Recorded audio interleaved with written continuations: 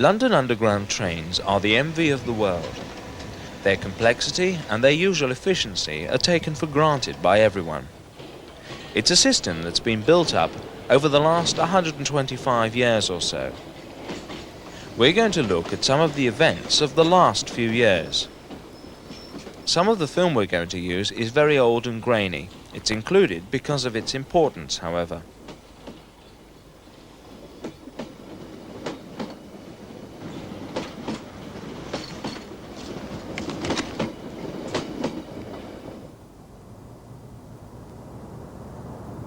We go back now to the Second World War.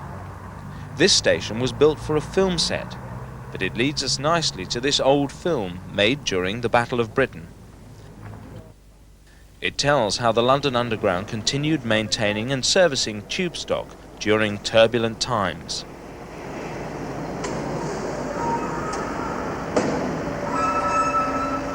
Right, Panniers, go easy, young man, go easy.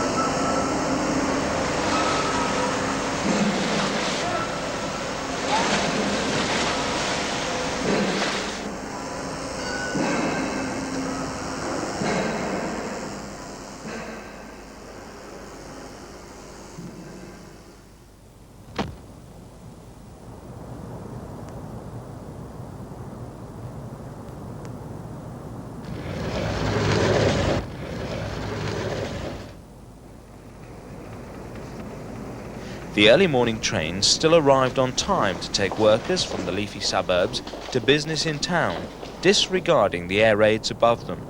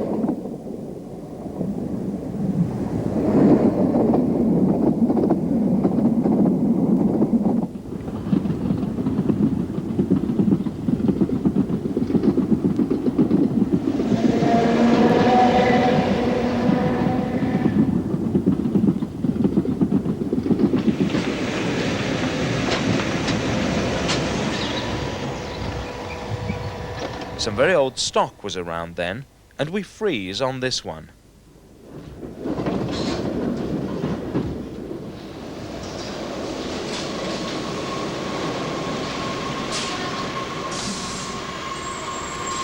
Note the gas masks and tin helmets carried by some.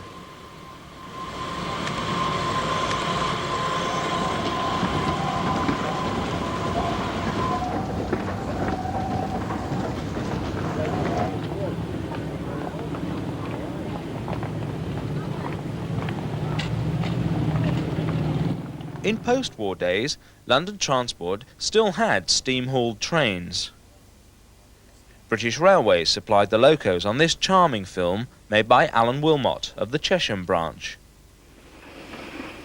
It has worked as a shuttle for most of its life.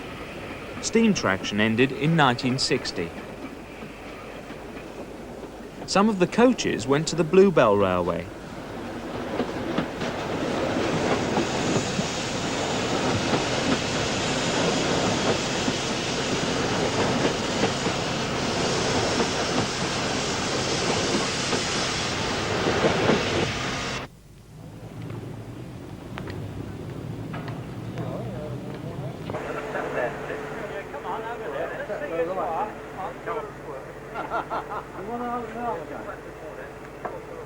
Oh, that's all come over the back, yeah?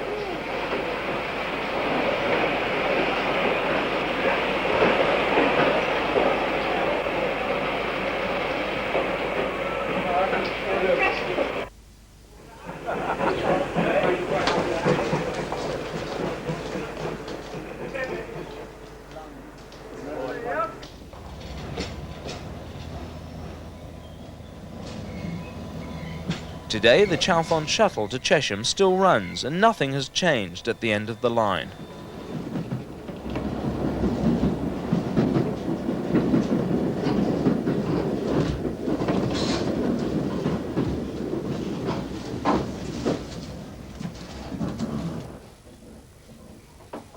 Underground trains didn't get as much attention as the glamorous steam expresses of the period. Mr. Roy Couch took these scenes on the Watford line.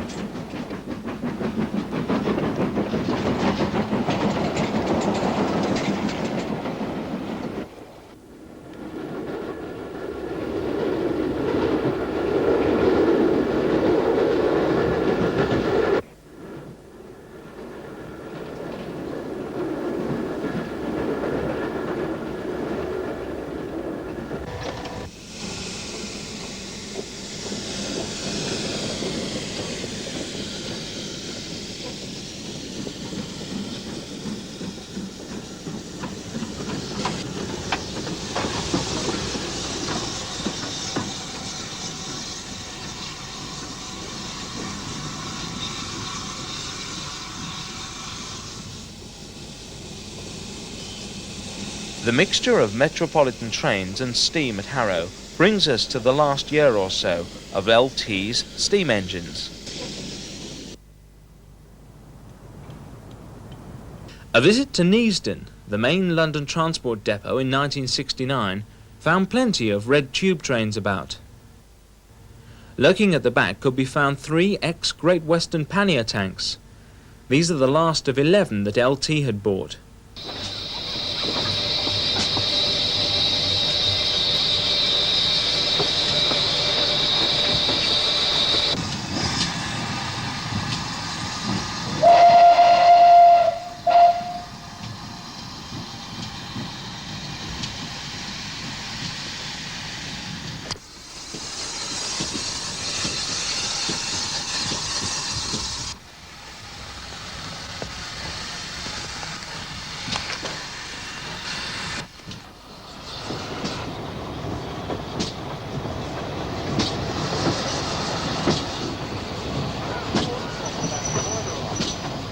They were used on works trains on the surface and metropolitan lines, carrying mostly stores and rubble to be moved to Croxley Tip.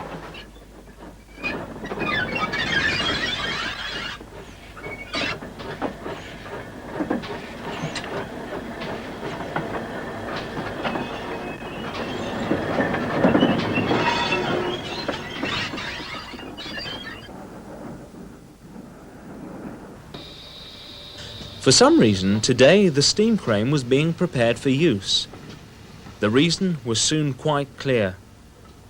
That day, very early in the morning, a tube train had crashed into a battery loco standing in the station, killing the driver.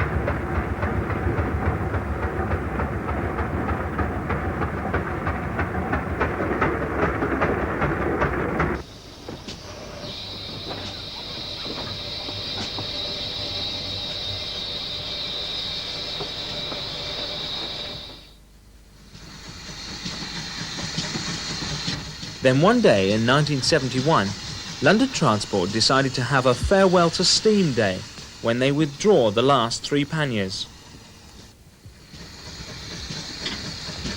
This is L94 going off to the big city to take part in a final show on its last day working for London Transport. That day our film unit had 4 cameramen all over the route to get some comprehensive pictures of the occasion.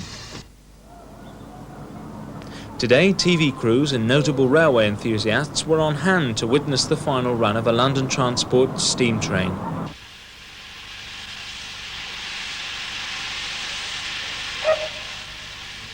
L94 slowly creeps forward to greet its fans and stops for the many hundreds of cameras and recorders.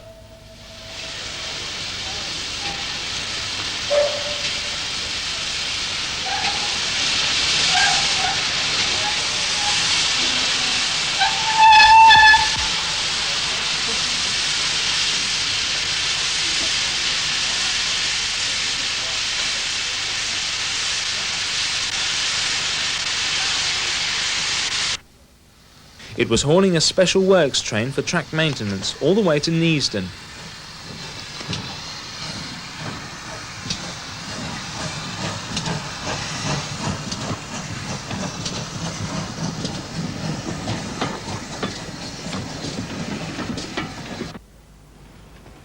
The press followed up in a new tube train, and it was arranged for us to pass it at Finchley Road.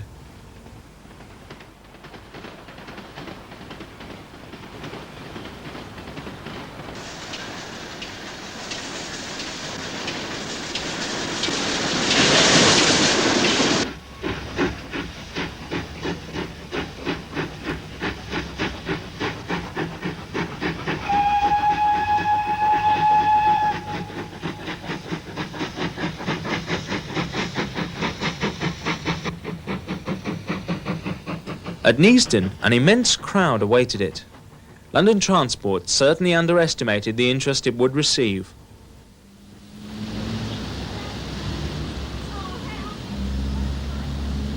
And so here's L94's triumphant arrival at Neasden Yard. The crowds were immense by now, and it was soon surrounded by people hoping to talk to the driver and take his autograph.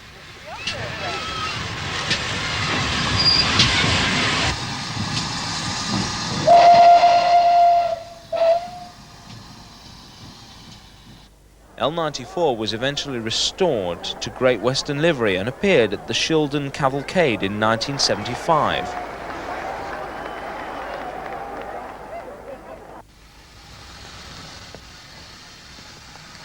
Among the steam locos here at Quainton Road Station can be seen Met Tank No. 1 L44, splendidly restored to Metropolitan livery.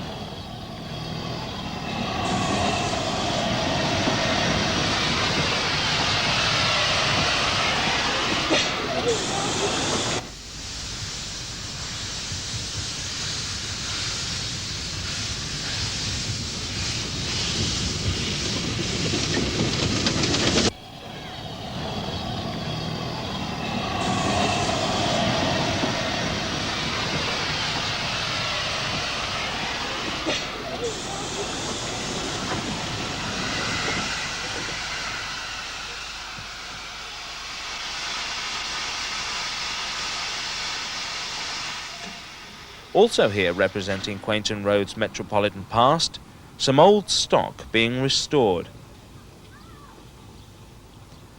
An old film made in 1966 takes a look at London's Victorian past. King's Cross before the front was remodelled.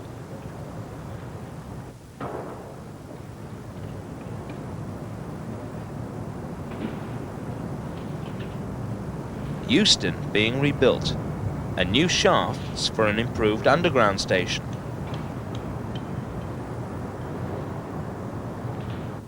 At Paddington, Circle Line trains in view.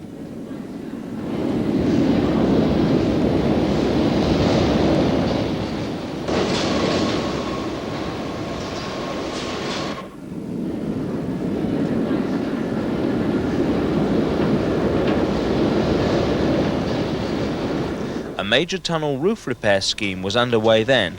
This is at Tower Hill.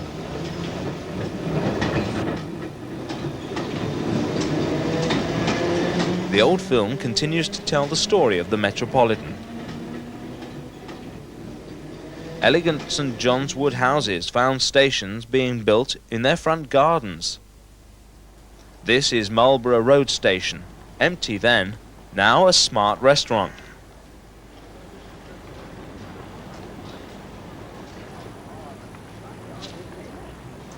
Moorgate looks a mess at this time too, still bomb damaged.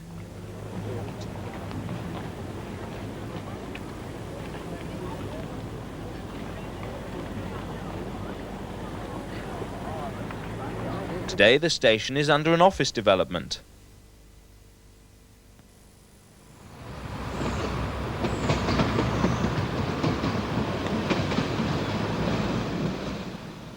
On the Hammersmith line at White City, the trains pass over an interesting site, the old Wood Lane station of 1908. It was built to serve the White City exhibition grounds.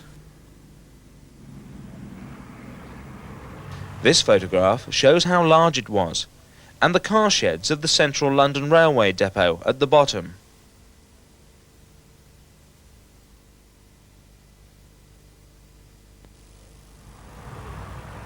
Today, the steeply curved platforms of the 1908 station can be explored. Through holes in walls, one can find passageways to the platforms built in 1920 to serve the extension to Ealing. This is Platform 3 and was last in use in 1947, as the posters prove.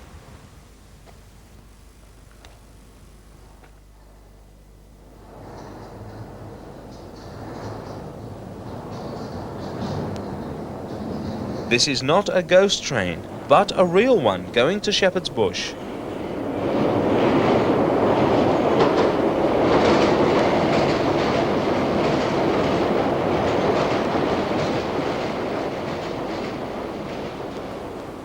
Nearby, another platform, also steeply curved, has tracks just to the depot.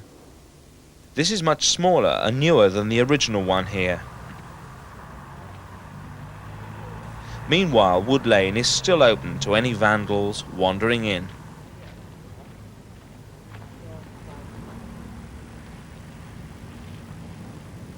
And surprisingly, a large amount of the 1908 exhibition buildings are still here.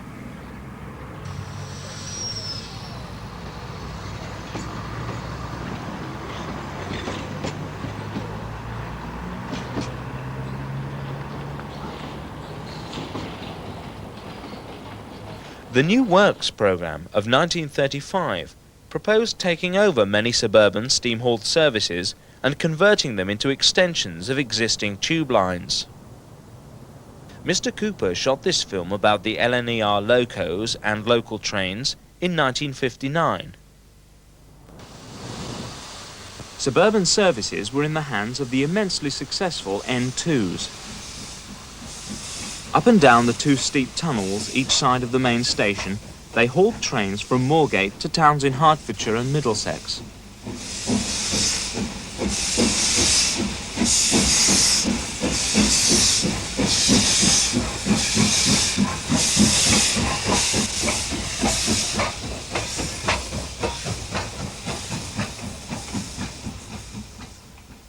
Highgate High Level Station in 1961. Passenger service had ceased, but the lines were there.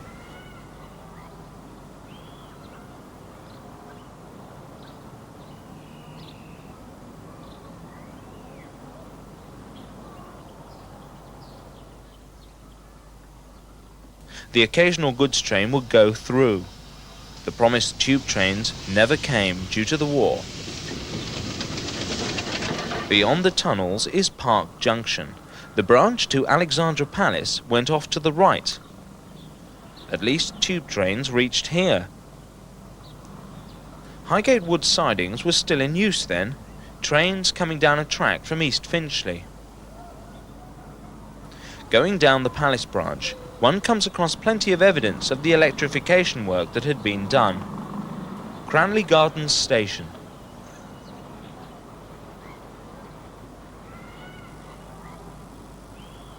The viaduct to Muswell Hill.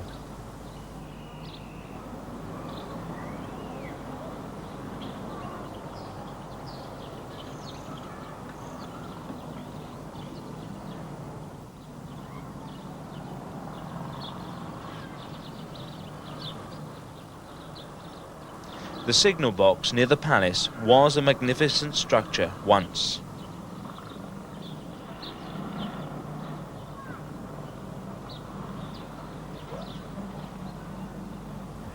Alexandra Palace in 1961.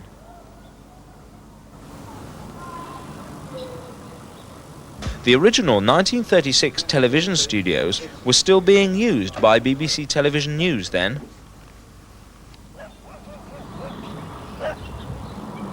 The little LNER station, under the grand steps of the main palace, was still in use as an entrance to its demolished platforms. The whole area was used for giant car auctions.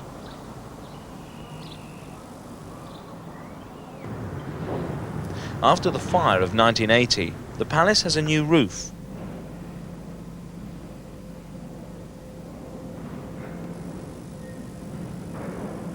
And the little station just about survives outside still. Back at Highgate High Level in 1986, everything's still there except the track.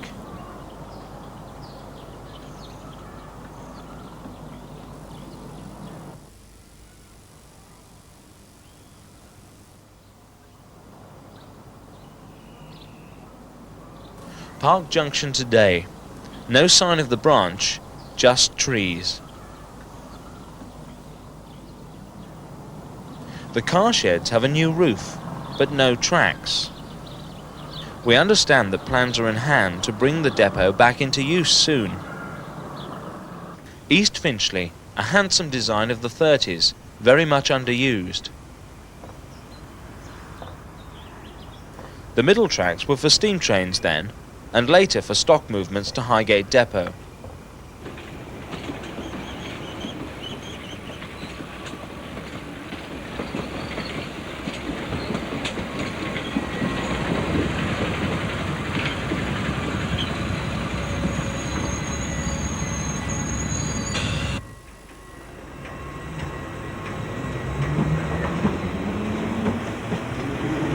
Finchley Central, however, is very busy handling trains to Barnet and Mill Hill East.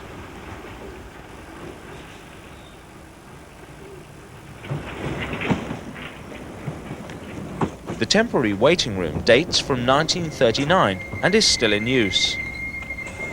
The station buildings are still very much as they were in steam days.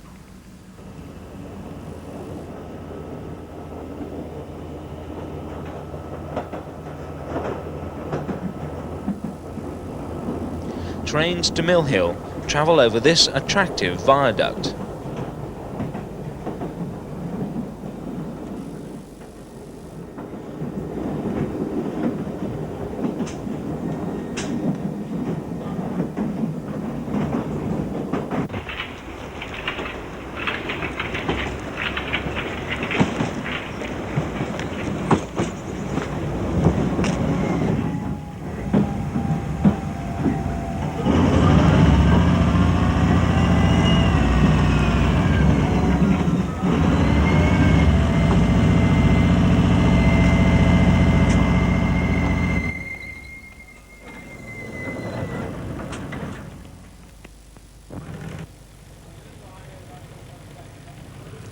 Some would say this is one of London's tattiest stations. Others would say it's kept its country charm. The line used to go to Edgware until 1964. At Mill Hill, the Hale, only in winter one can see the remains of the platforms that used to be here.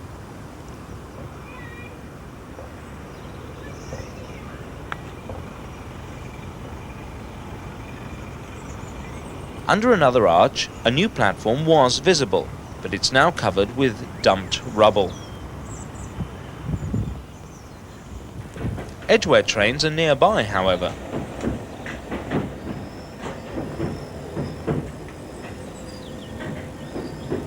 Edgware Station in the 30s. The left-hand block was pulled down in 1939, ready for the new platforms and tracks to go to Bushey.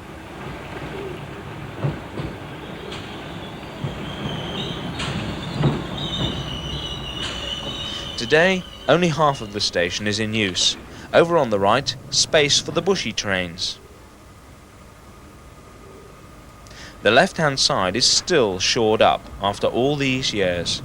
The LNER station in its last days in 1966.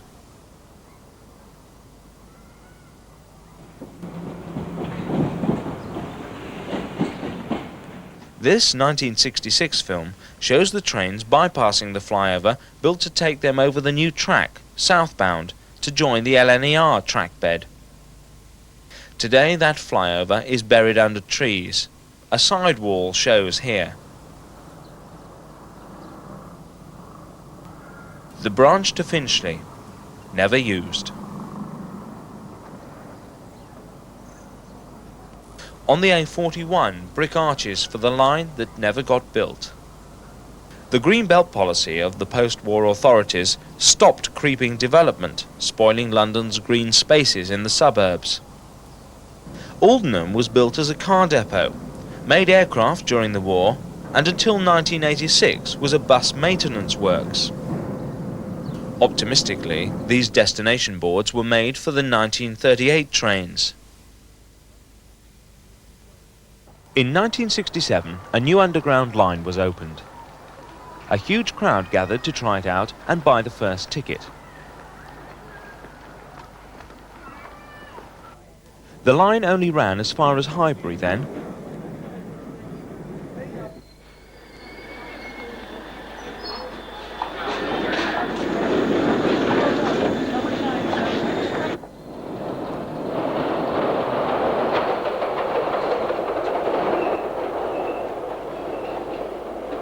As usual, things were not quite ready on opening day.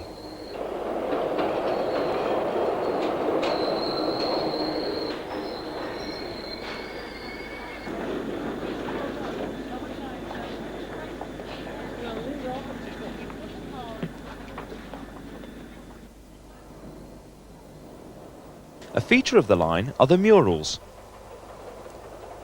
Heathrow Airport at last was connected to the underground. An extension of the Piccadilly line reached here from Hounslow.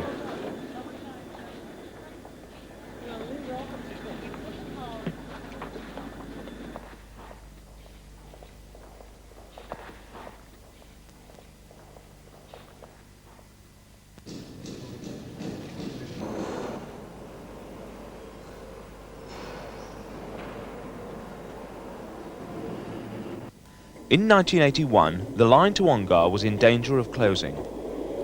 This film was made about events that year. This train is travelling over one of the most idyllic sections of the Central Line. There are no derelict houses, no dank tunnels or slum backyards.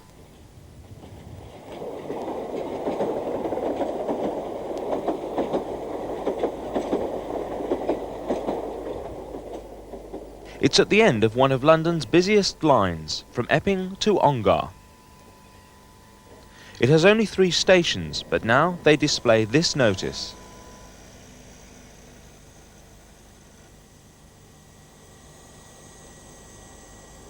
Steam trains were still running when Mr. Alan Wilmott made this film.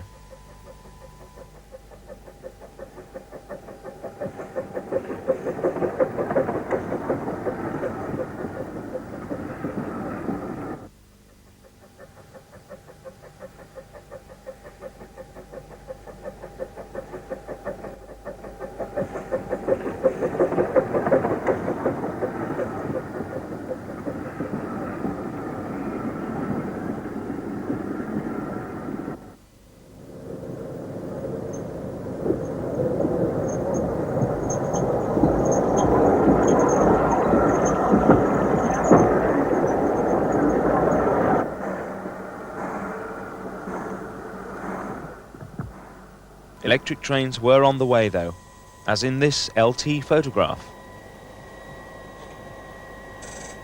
It's 1981 and time to have a good look at the branch.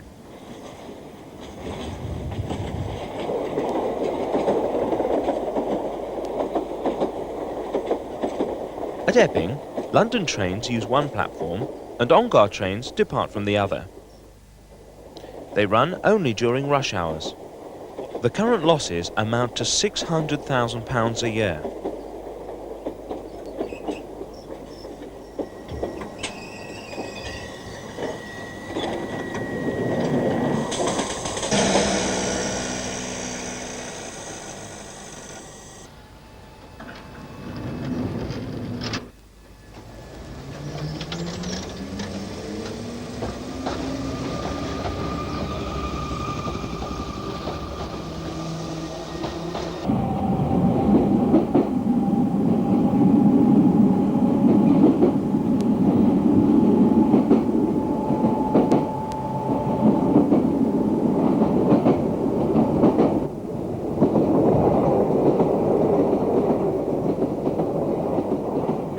Now we're approaching North Weald Station.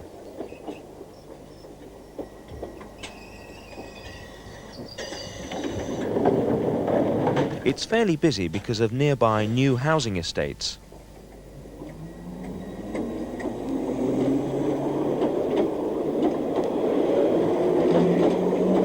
Now, Blakehall. It was open when this film was made, but closed a few months later.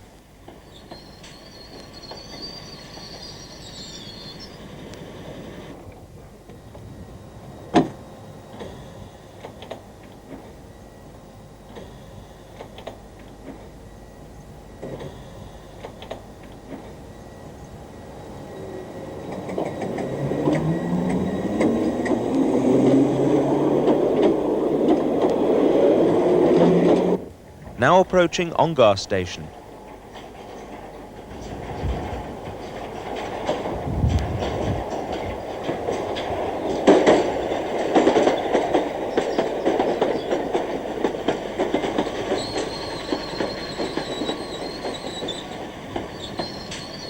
The line is under threat once again because of the recently announced modernisation plans for the Central Line. This poster was printed, ready for the closure.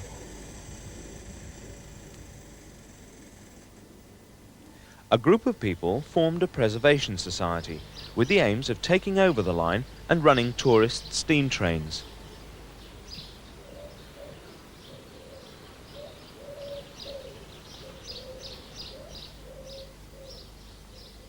Another idea was to run vintage electric trains.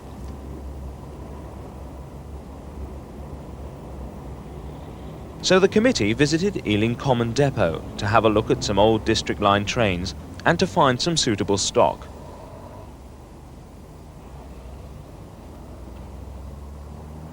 A big problem. The M11 overbridge, when built, only left clearance for tube stock.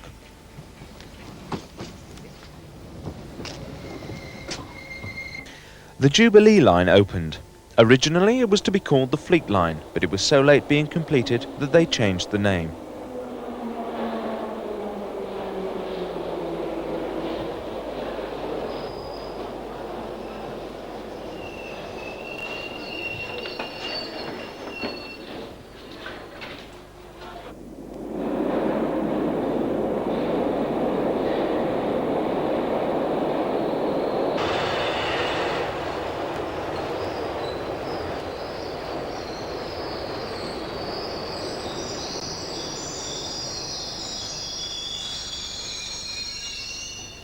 BR took over a tube line from Moorgate.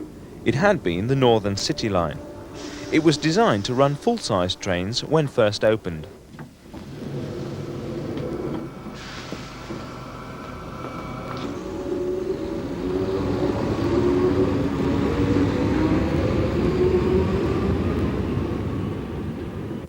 The Post Office Railway doesn't get much attention usually. No public stations or access. Its tunnels run right through the city.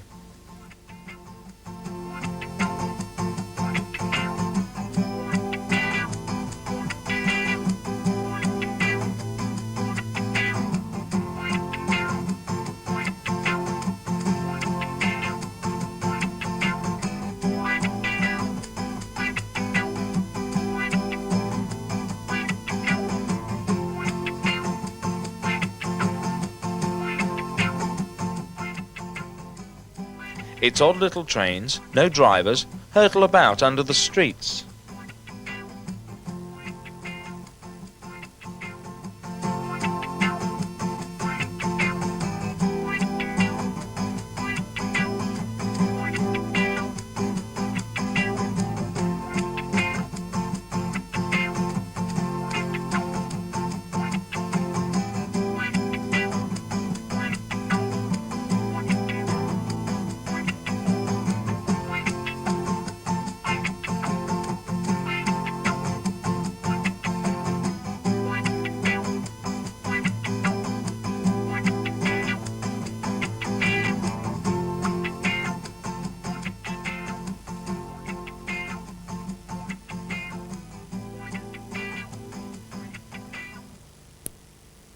Thanks, mate.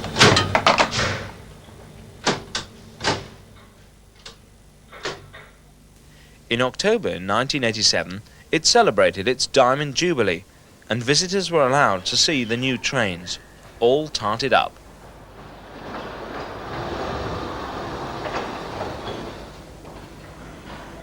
Yeah.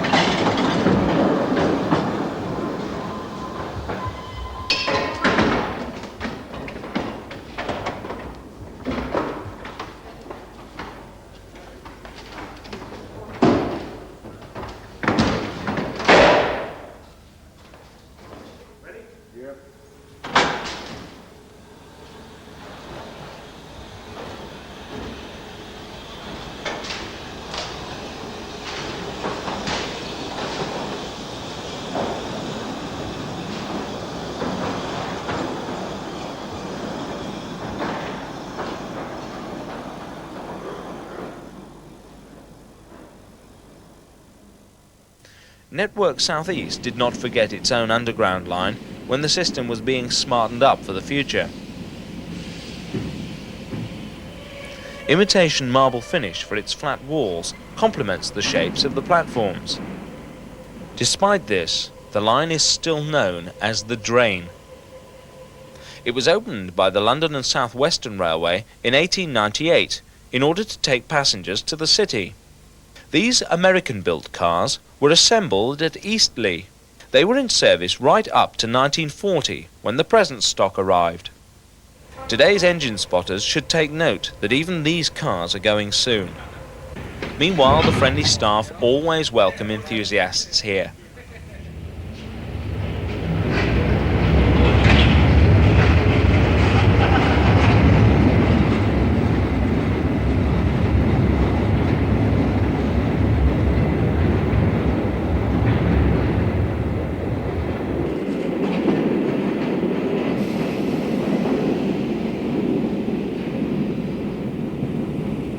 Returning trains use the other platform and have to be signalled into the depot for reversing later.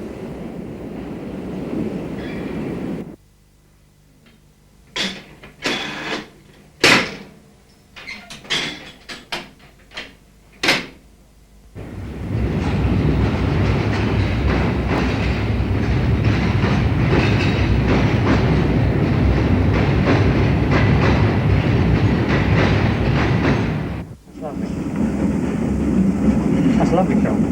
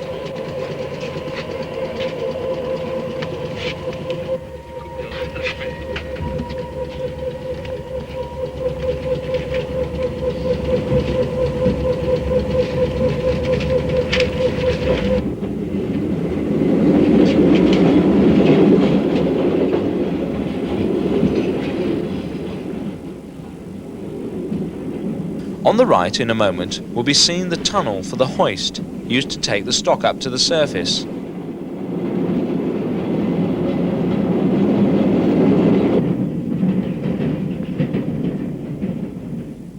A tight bend in the tunnel has a speed restriction marked by blue lights on the left wall.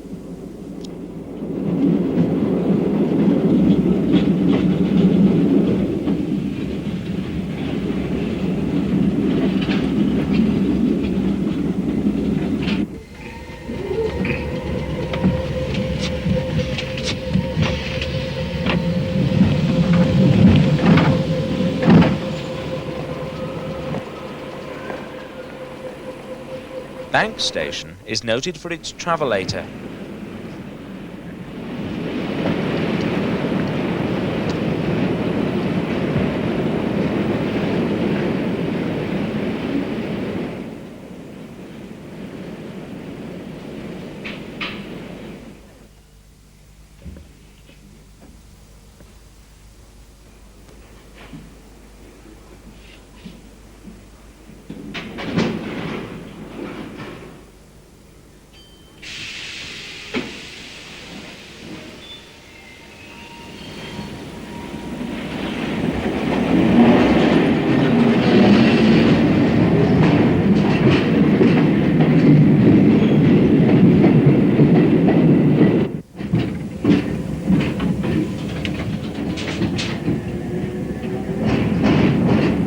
A little signal cabin at Bank has this display showing positions of trains.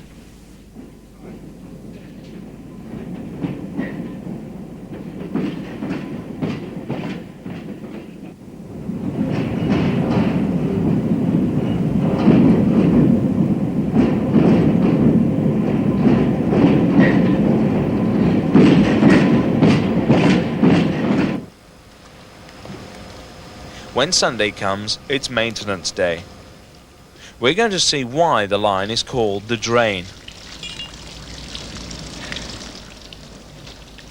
Natural seepage, they call it, but it requires several pumps to keep it under control, as our guide comments. The other pumps, there's water continually. Bloody hell. Down in there, it's 20 foot deep, this is. Cool, Christ.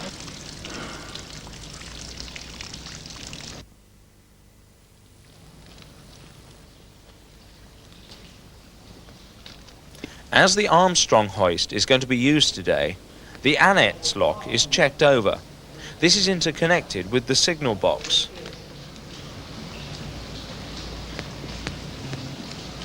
The hoist is just long enough for one car, but today its newest vehicle is coming up. It arrived in December and is battery powered, an advanced track maintenance machine.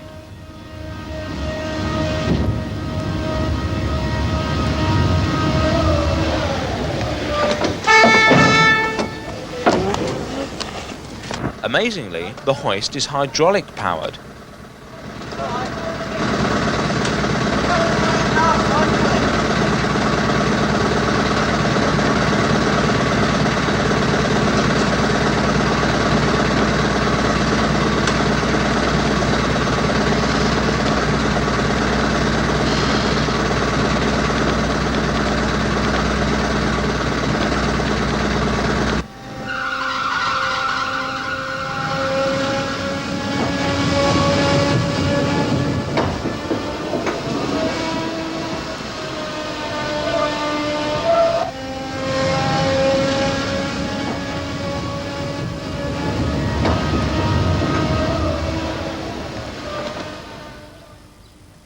Nearby, withdrawn stock for scrap.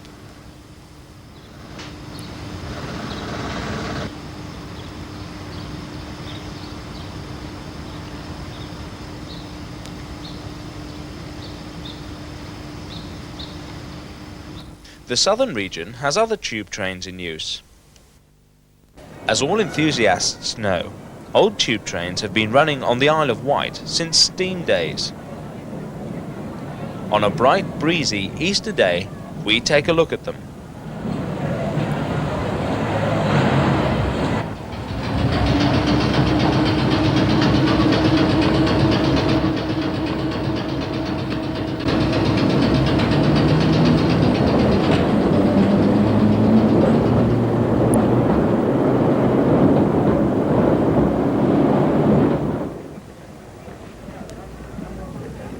These Londoners seem to think they've seen these trains before, somewhere.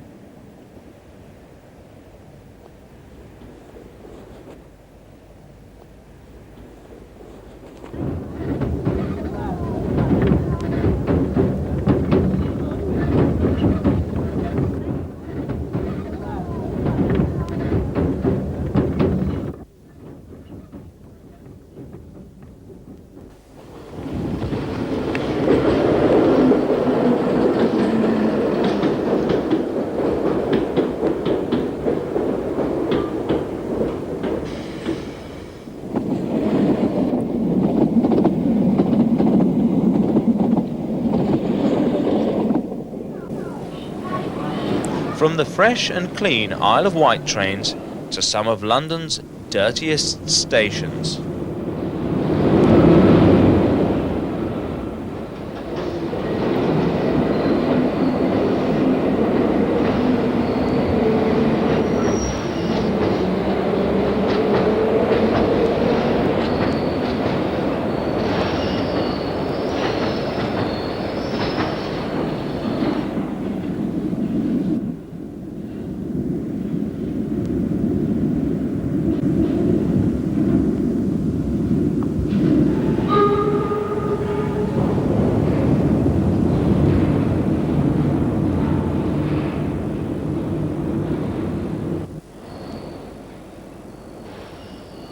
At this station, scrubbing off the old graffiti has revealed the old name.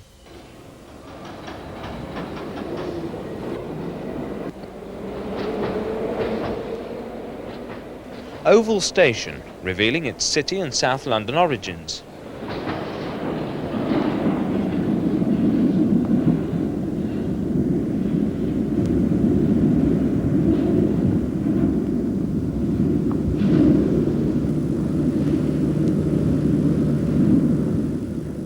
Lack of platform staff results in the occasional smoker, and nearby,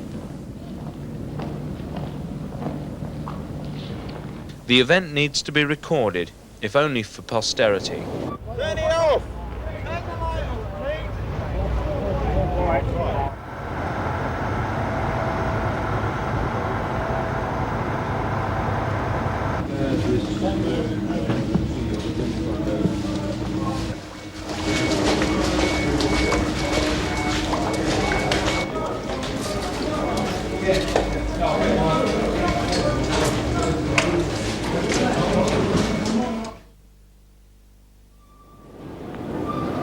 A visit to King's Cross 2 months later reveals a very odd-looking station.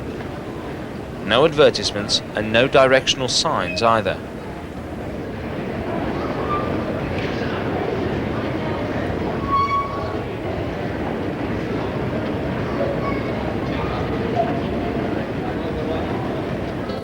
Looking on the bright side, the free entertainment offered goes well with the magnificent refurbishment scheme now going on.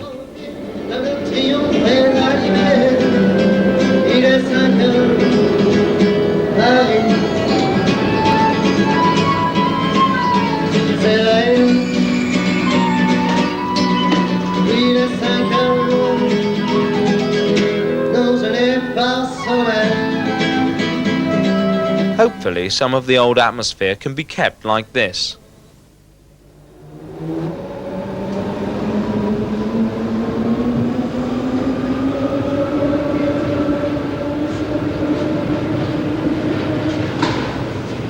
The 1938 stock in 1977, still soldiering on.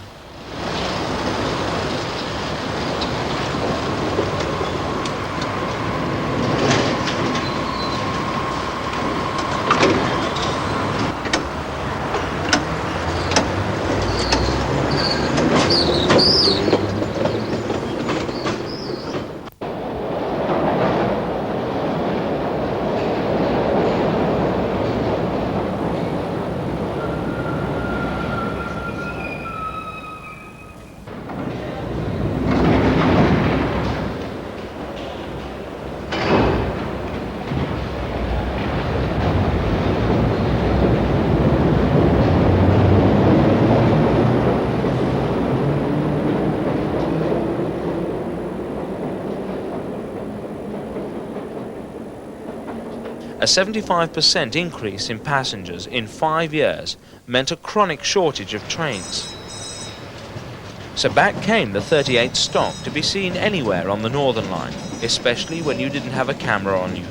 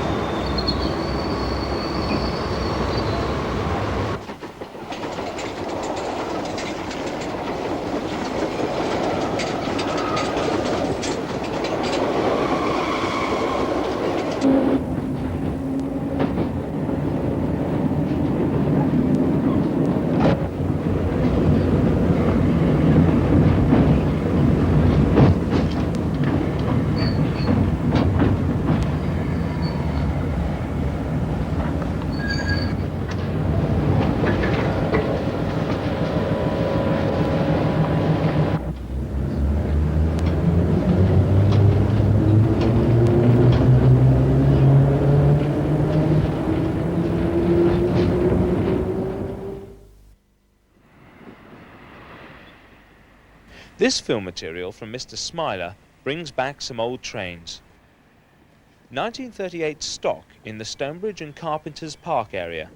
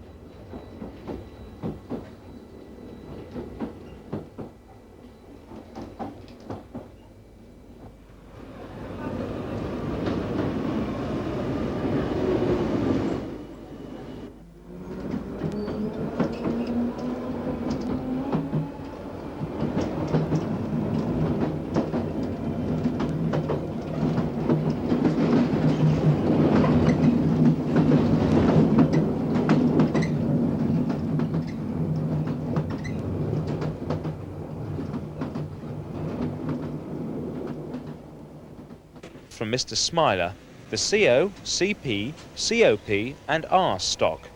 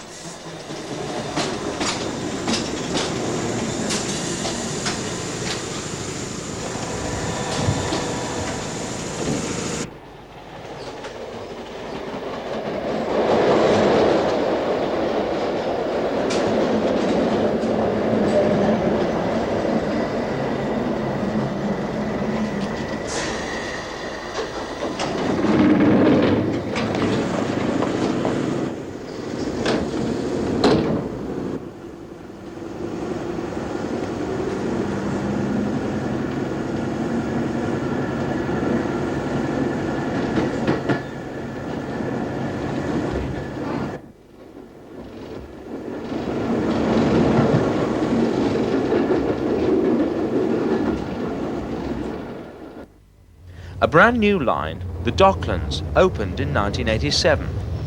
We include it here because it will be an underground line soon. Trains sometimes break down and have to be driven by the captain. Trains still stop at Canary Wharf, despite the fact there's no station there.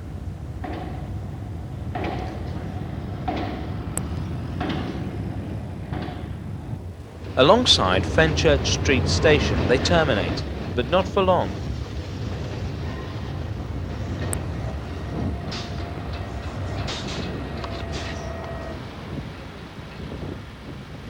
Trains will dip into this hole and go underground to Bank. A very wide space, surely room for platforms.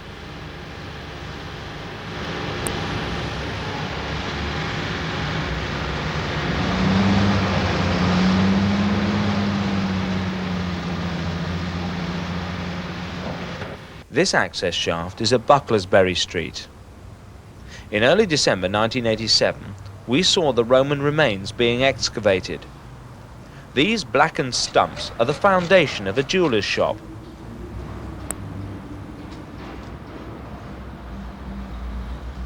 Next to the site of the King William Street station is another shaft. Tons of London clay to dispose of.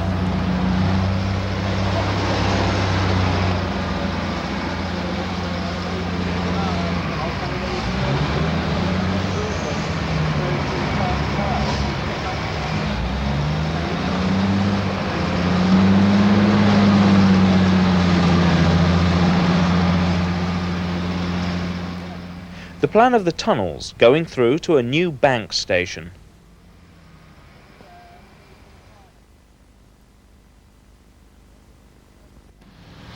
It's March 1988, and this huge tunnelling shield has arrived and ready to go.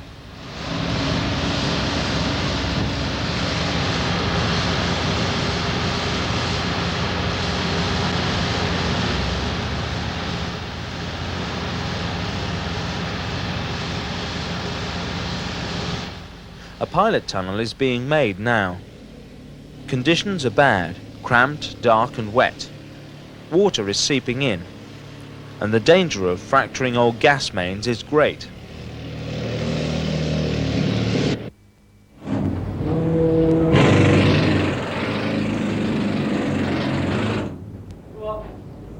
Right, no good. Volunteer, take it out.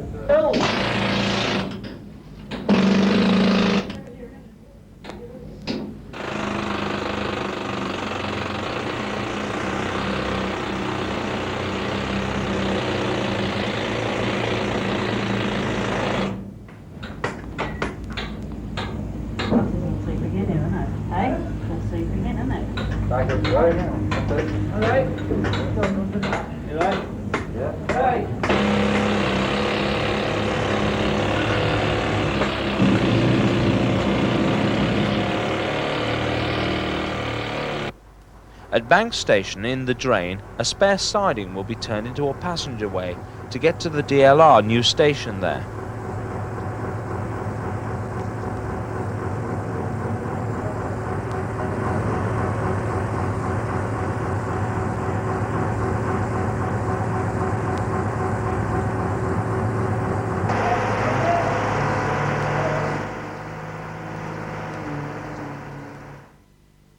Finally, in this recording, we take a look at the prototype trains of the 1990s.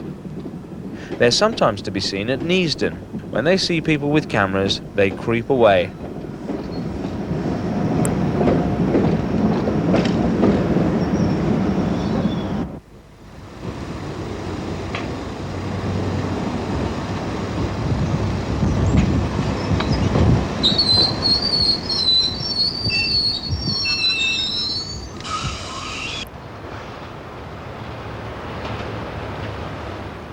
But being shy, they hide behind other trains if possible.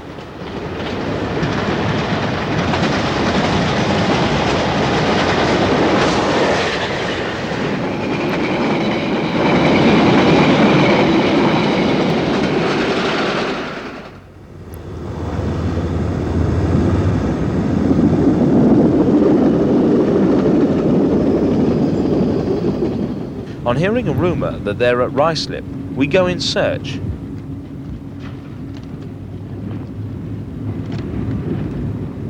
After we film everything there, they tried to get in the back way behind these old sleet locos when we were changing films.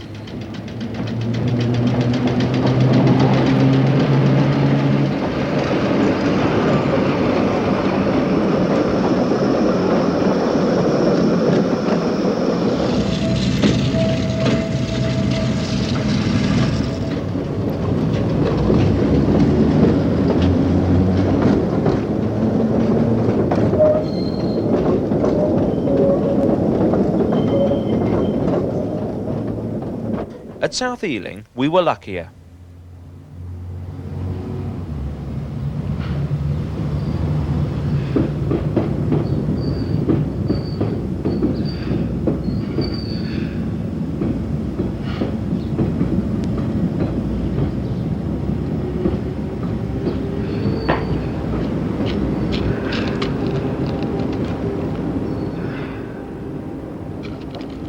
Up and down all day they go, sometimes coupling up with this motley works train.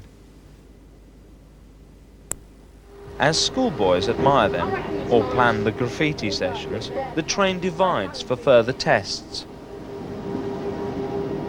Certainly very colourful trains. At least a nice change from the dreary aluminium, boring grey finish we have now.